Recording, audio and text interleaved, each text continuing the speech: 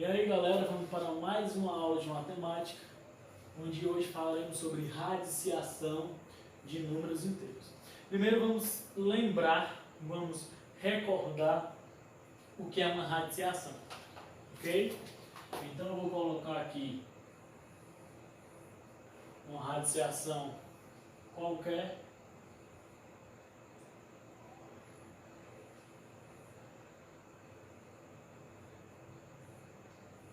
Eu tenho aqui uma raiz de enésimo, uma raiz enésimo de A, que tem como resultado B. Não entendi nada.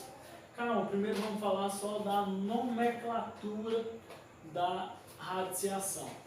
Esse símbolo aqui é o símbolo da radiciação, onde nós chamamos de radical. Ok? Esse símbolo aqui, esse N aqui, nós chamamos de índice. Ok? Esse A que está dentro do símbolo da raiz, dentro do radical, se chama radicando.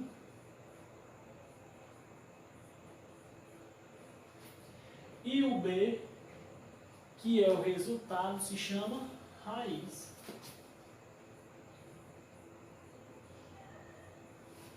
Falamos apenas aqui da nomenclatura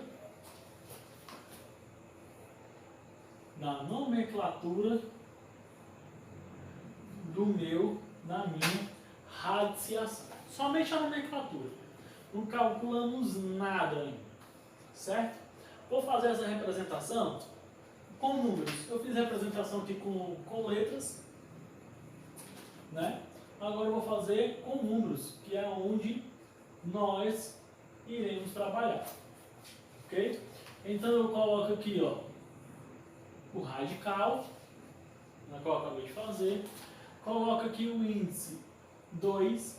Quando eu tenho o índice 2, isso se chama uma raiz quadrada, ok? Aqui no meu radicando eu coloco o número 4 e o meu resultado vai ser um 2. Então, uma raiz quadrada de 4 é igual a 2, ok? Professor, como chegamos no valor 2? Vou explicar agora para vocês. Olha só. Eu tenho aqui uma raiz quadrada de 4. Vou colocar aquele mesmo exemplo ali.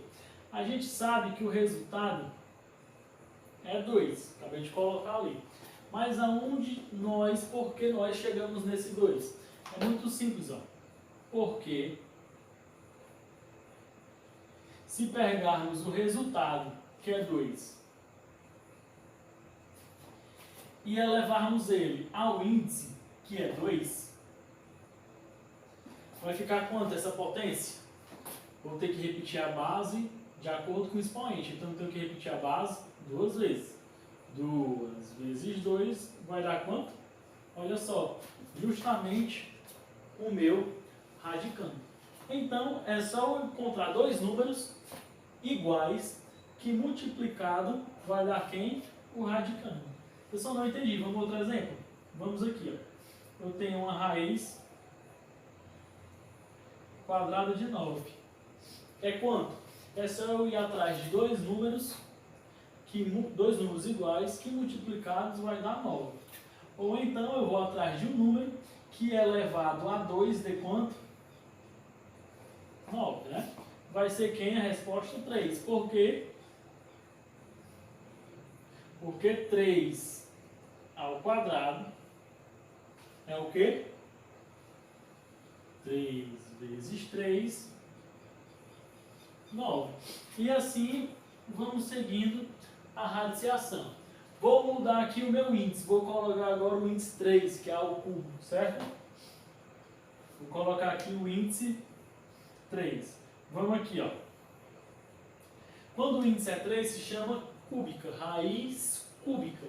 Então vamos aqui, eu tenho uma raiz cúbica de 8. Como é que eu faço para resolver isso? Eu vou atrás de um número que multiplicado 3 vezes por ele mesmo dê quanto? 8. Vai ser quem? O 2, né? Por quê? Vai ser o 2. Porque se eu pegar o 2 elevar ao cubo, se eu pegar o 2 elevar ao cubo, eu vou repetir esse 2 quantas vezes? 3 vezes. 1, 2. Opa, perdão. Eu vou ter que repetir o 2 quantas vezes? 3 vezes. Então vai ser 2 vezes 2 vezes 2. 2 vezes 2, 4. 4 vezes 2, 8. Olha só, vai dar o meu radicando, né? Então a raiz cúbica de 8 vai ser justamente o 2, ok? Até aqui é só números naturais. Agora vai entrar a radiciação de números inteiros, ok? Vamos lá. Números inteiros, sabemos que o conjunto de números inteiros eles abordam tanto os números naturais, que são os números positivos, como eles abordam os números negativos, né? Então o conjunto de números inteiros ele tem os positivos, os negativos, incluindo o zero. Ok? Então vamos lá colocar um número negativo aqui. 2 exemplos. Olha só. Uma raiz quadrada de menos 4 vai dar quanto o resultado? Uma raiz quadrada de menos 4. Você vai colocar simplesmente assim, ó. Não existe. Ok? Por quê? Porque não existe raiz quadrada quando o meu radicando, ó, que é o número que está dentro da raiz, não existe uma raiz quadrada quando o meu radicando é o quê? Negativo. Não existe raiz quadrada quando o meu radicando é negativo.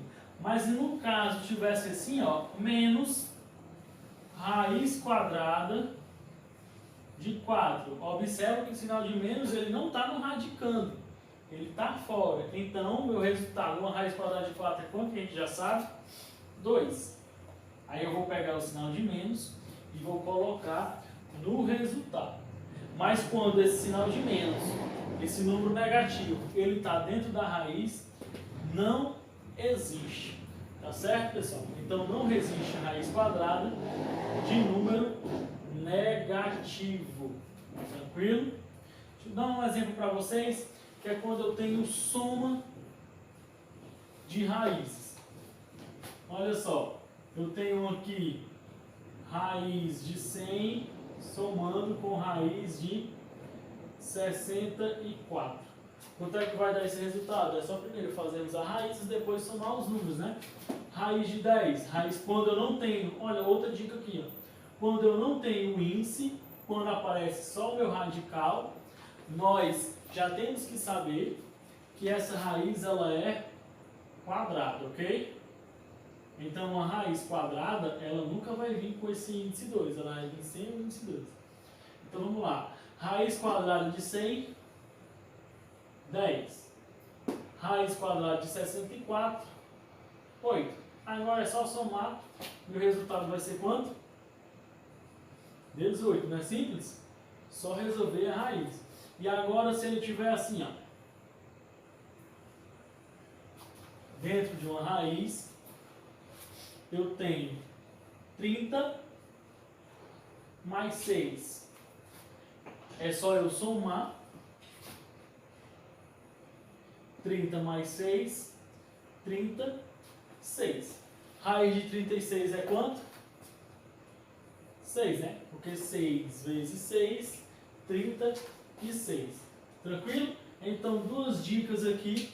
Quando eu tenho uma soma de raízes, resolvo a primeira raiz, depois somo resultados. E quando eu tenho uma soma dentro de uma raiz, resolvo a soma aqui do meu radicando, depois resolvo a minha raiz e eu chego no meu resultado. Tranquilo? Então fizemos aqui um panorama rapidamente do que é radiciação de números inteiros. Tá certo?